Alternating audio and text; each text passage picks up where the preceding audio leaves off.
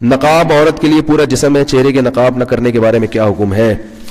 دیکھیے اسلام میں پردے کے مختلف درجات ہیں. اسلام میں پردے کے مختلف درجات ہیں.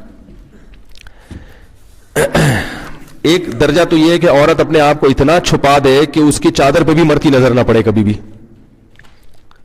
تو یہ سب سے اعلیٰ درجہ ہے. بعض صحابیات ایسی ہوتی تھیں وہ ان کو کبھی کسی مرد نے دیکھا ہی نہیں, ان کو مخدرات کہا جاتا تھا. لیکن ظاہر ہے یہ وہی خواتین ہو سکتی ہیں جن کا پھر مردوں سے کوئی لین دین نہ ہو, یا معاشرے میں کوئی. حضرت عائشہ رضی اللہ تعالی عنہا تھی, انہیں چونکہ مسائل بتانے ہوتے تھے تو وہ آواز کا پردہ نہیں کرتی تھی, وہ بتاتی تھی مسائل پردے کے پیچھے سے. لیکن کچھ صحابیات ایسی تھیں جو اپنی آواز بھی مردوں سے چھپاتی تھیں. تو اعلیٰ درجہ ہے, کوئی عمل کرنا چاہے اور اس میں کوئی نقصان بھی نہ ہو تو سب سے اعلیٰ درجہ ہے, لیکن لازم نہیں ہے. دوسرا درجہ یہ ہے کہ عورت اپنا چہرہ کھولے اور اپنے ہاتھ اور اپنے پاؤں کھول لے, باقی پورا جسم غیر محرم مرد سے. یہ سب غیر محرمی کی باتیں ہو رہی ہیں, محرم مراد نہیں ہے, محرم سے پردہ نہیں ہوتا. تو غیر محرم مرد سے چہرہ, ہاتھ اور پاؤں کے علاوہ پورا جسم کیا کر لے, چھپا دے. یہ والا پردہ چاروں ائمہ کے نزدیک بولو بھائی فرض ہے, یعنی کم از کم اتنا درجہ. اس میں کسی کا کوئی اختلاف بولو بھائی نہیں, کوئی اختلاف نہیں ہے. اسی عورت اپنے سر کے بال نامحرم کے سامنے نہیں کھول سکتی, ٹھیک ہے نا, اپنی پنڈلیاں اپنی کلائیاں نہیں کھول سکتی. چہرہ اور ہاتھ اس کے بارے میں کیا ہے بولو بھائی, اختلاف ہے. باقی چہرہ اور ہاتھ کے بارے میں راجح قول کیا ہے؟ تو دیکھیں راجح قول یہ ہے کہ چہرے کا پردہ جوان عورت پر ضروری ہے, مگر وہ چہرہ سطر میں داخل نہیں ہے. سطر کا مطلب یہ ہوتا ہے جیسے ناف سے لے کے گھٹنے تک مرد کے لیے چھپانا ہر حال میں کیا ہے, ضروری ہے نا, چاہے کسی کو فتنے کا اندیشہ ہو یا نہ ہو. یہ وہ ایریا ہے جو آپ نے بہرحال چھپانا ہے, اس کا کسی کے سامنے کھولنا مجبوری کے بغیر, علاج کے لیے ایک الگ بات ہے, عام حالات میں کسی کے سامنے کھولنا بھی بالکل کیا ہے, حرام ہے, جائز نہیں ہے. تب یہ جو ریسلنگ آتی ہے ہم اس کو کیوں غلط کہتے ہیں بھائی, یہ نیکریں پہن کے. ایک لڑکے ہمارے شاگرد فٹ بال کھیلتے تھے, کہتے یار اس میں کیا ہے, میں نے کہا فٹ بال کھیلو لیکن کپڑے کیا ہونے چاہیے, گھٹنے آپ کے ڈھکے ہوئے ہونے چاہیے. تو یہ مرد کے لیے سطر ہے.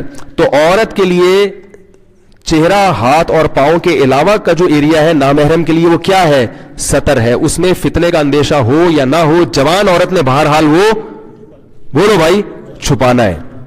بوڑھی عورتوں کو کچھ چھوٹ دی ہے شریعت نے, لیکن جوان عورت نے, اور 50 سال کی عورت بھی یاد رکھو جوان ہوتی ہے.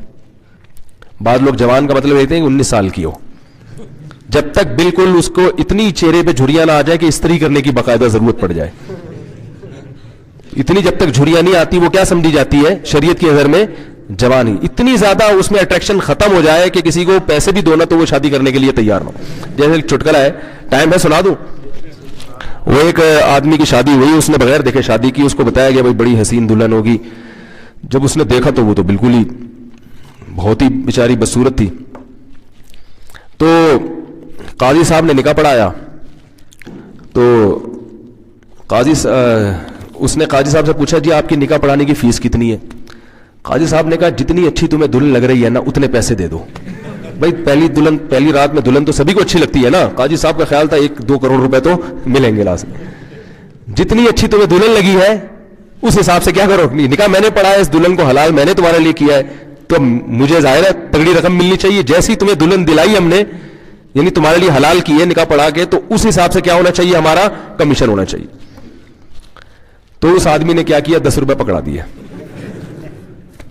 کیا کیا, قاضی صاحب کا منہ لٹک گیا, یار یہ کیا. تو اس نے کہا کہ بھائی قاضی صاحب آپ بھی ذرا گھونگھٹ ہٹا کے دیکھ لیں. قاضی صاحب نے جب گھونگھٹ اٹھا کے دیکھا 5 روپے واپس کر دیے. بولے 10 روپے بھی آپ کیا کر رہے ہو,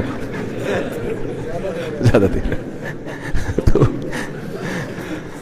تو اگر کوئی ایسا حساب کتاب ہے, اتنی بیچاری بوڑھی ہو گئی ہے, تو پھر تو پردوں کے معاملے میں شریعت نے اس کو آسانی دی ہے. لیکن جب تک جوان عورت ہے تو یہ چہرہ, ہاتھ اور پاؤں کے علاوہ باقی جو پورا جسم ہے وہ نامحرم کے سامنے کیا ہے, سطر ہے. اس میں یہ نہیں ہے کہ فتنے کا اندیشہ ہے یا نہیں, وہ بہرحال نامحرم سے ہر صورت میں چھپانا ہے. اور نماز بھی اس کے بغیر نہیں ہوگی.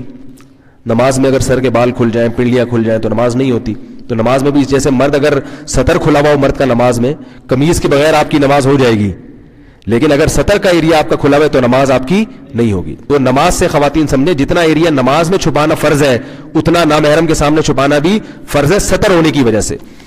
باقی چہرہ، ہاتھ اور پاؤں، اس کا سطر سے تعلق نہیں ہے، اس کا تعلق ہے حجاب سے. حجاب کہتے ہیں پردے کو، یعنی اس کو اس لیے نہیں چھپانے کا حکم کہ یہ سطر ہے.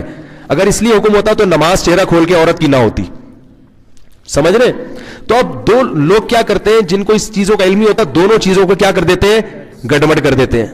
اس لیے پریشان ہوتے ہیں کہ یار ایک طرف چہرہ کھولنے کی اجازت ہے، دوسری طرف کیا ہے، چہرے کا پردہ ہے، تو یہ کیا ہے؟ تو چہرے کا جو چھپانے کا حکم دیا گیا ہے. اچھا یہ بھی یاد رکھیں، امام شافعی، امام احمد ابن حنبل کی ہاں چہرہ بھی سطر میں داخل ہے، یعنی وہ بھی عورت کے لیے چھپانا بہرحال کیا ہے، ہر صورت میں فرض ہے. لیکن بر صغیر میں فقہ حنفی کو فالو کیا جاتا ہے، اس لیے میں فقہ حنفی کے مطابق بتا رہا ہوں. دلائل دونوں کے پاس ہے قرآن و حدیث کی روشنی میں. تو فقہ حنفی میں امام ابو حنیفہ کی رائے کے مطابق جو عورت کا چہرہ جو ہے وہ سطر میں داخل نہیں ہے.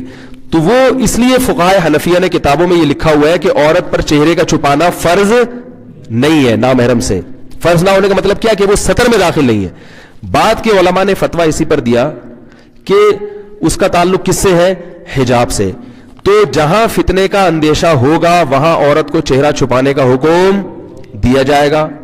جہاں فتنے کا اندیشہ نہیں ہے یا کوئی ضرورت ہے وہاں چہرہ چھپانے کا حکم نہیں دیا جائے گا. تو یہ بات پوری دنیا جانتی ہے کہ جوان عورت کا چہرہ کھولنے میں یقیناً فتنے کا اندیشہ، کوئی اگر کہتے ہیں کہ نہیں چہرے میں فتنہ نہیں ہے تو ایسا نہیں ہوتا. ایسا کریں گے تو کوئی بھی نہیں آئے گا، کیونکہ چہرہ ہی سب سے زیادہ اٹریکشن کا.